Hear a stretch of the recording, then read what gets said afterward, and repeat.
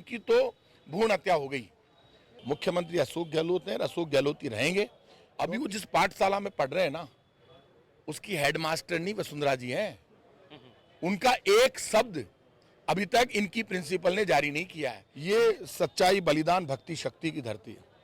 प्रताप सिंह खाचरियावास मर सकता है लेकिन गद्दारी नहीं कर सकता। नमस्कार, इस वक्त हमारे साथ मौजूद हैं परिवहन मंत्री प्रताप सिंह खाचरियावास। प्रताप जी, सोशल मीडिया पे आपके कार्यकर्ताओं और सचिन पायलट के कार्यकर्ताओं के बीच में एक विवाद छिड़ गया है कि आपने उनका साथ नहीं दिया। देखिए, एक बात आप मानकर चलिए, प्रताप सिंह खाचरियावास हाथ के निशान पर जीत कर आया। जब तक हाथ का निशान है, जिसने मुझे 2004 में मैंने चुनाव लड़ा जयपुर से लोकसभा का, पायलट साहब ने चुनाव लड़ा दौसा से लोकसभा का, दोनों हाथ के निशान पर लड़ रहे थे।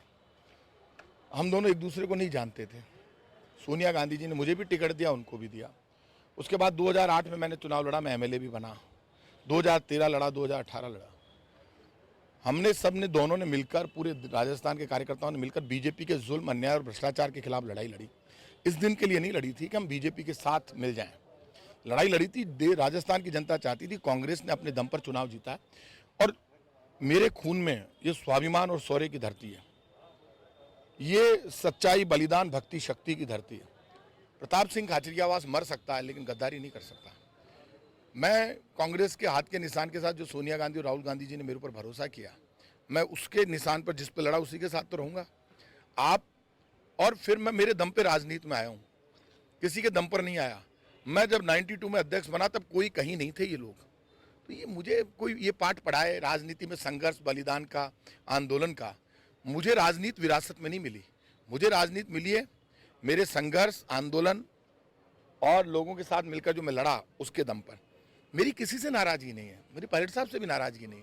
मेरी नाराजगी यही है कि यदि वो कांग्रेस के साथ खड़े रहते और वो ये धरना प्रदर्शन यदि ऑल इंडिया कांग्रेस कमेटी पे करते, सोनिया गांधी से जाके मिलके, राहुल गांधी से मिलते, बीजेपी वालों के साथ नहीं मिलते, तो मैं उनके साथ खड़ा था ना, हम साथ देते। लेकिन आप जिस पार्टी से हम जीते हैं, राजस्थान में गद्दारी और धोखे का सम्मान नहीं मिलता। मेरी किसी से कोई नाराजगी नहीं है, कांग्रेस के बागी हो, पायलट साहब हो, आज भी मौका है आलाकमान से माफी मांगे और उसी घर में आए जिस घर ने इतना बड़ा मुकाम दिया है, प्रदेश अध्यक्ष, उप मुख्यमंत्री पद, कई मंत्री, 2 मंत्री, बाकी एमएलए तो है, जीते तो हम हाथ के निशान पर हैं।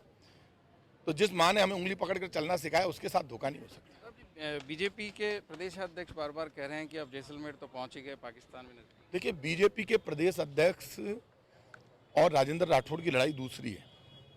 मुझे तो दुख है, कटारिया जी भी उनके एक चंगुल में फंस गए।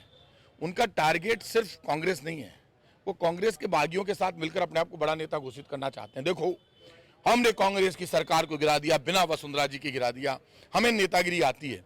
अभी वो जिस पाठशाला में पढ़ रहे हैं ना, उसकी हेडमास्टर नहीं वसुंधरा जी हैं।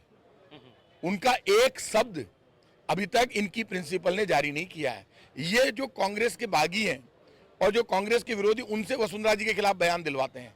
ये देख रहे हैं कि एक ये मौका आया जिसमें कांग्रेस की सरकार भी गिरा लेंगे और वसुंधरा जी को भी पटक लेंगे। लेकिन राजस्थान की जनता को नहीं पटक पाएंगे। राजस्थान में गद्दारी, धोखे, बेईमानी और भ्रष्टाचार के खिलाफ जनता खड़ी है। और जो लोग आज हाथ के निशान के साथ, सच्चाई के साथ खड़े हैं, उनका सम्मान ज्यादा है। ये जब पब्लिक में जाएंगे तब उनको पता है इनकी तो भ्रूण हत्या हो गई। क्योंकि बीजेपी भी समझ गई कि जिस तरह का धोखा इन्होंने किया है, उस धोखे का परिणाम इनको भुगतना पड़ेगा।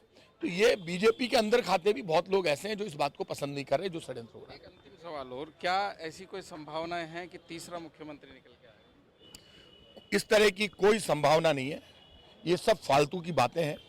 मुख्यमंत्री अशोक गहलोत हैं, अशोक गहलोत ही रहेंगे। क्योंकि इस संकट की घड़ी में सीनियर, वरिष्ठ, सच्चाई, ईमानदारी और पार्टी भक्त के रूप में वही उभरे। उन्होंने ही इस पूरी लड़ाई को बिल्कुल कैप्टन के रूप में अंजाम दिया, बहुत अच्छे ढंग से लड़ा। तो ये तीसरा वीसरा कुछ नहीं है, अशोक गहलोत ही है। बिल्कुल, ये थे परिवहन मंत्री प्रताप सिंह, जिनका कहना है कि अब केवल जो है लड़ाई बीजेपी और कांग्रेस की नहीं, अब बीजेपी वाले चाह रहे हैं कि इस बहाने से वो पूर्व मुख्यमंत्री वसुंधरा राजे पर भी निशाना साध सके।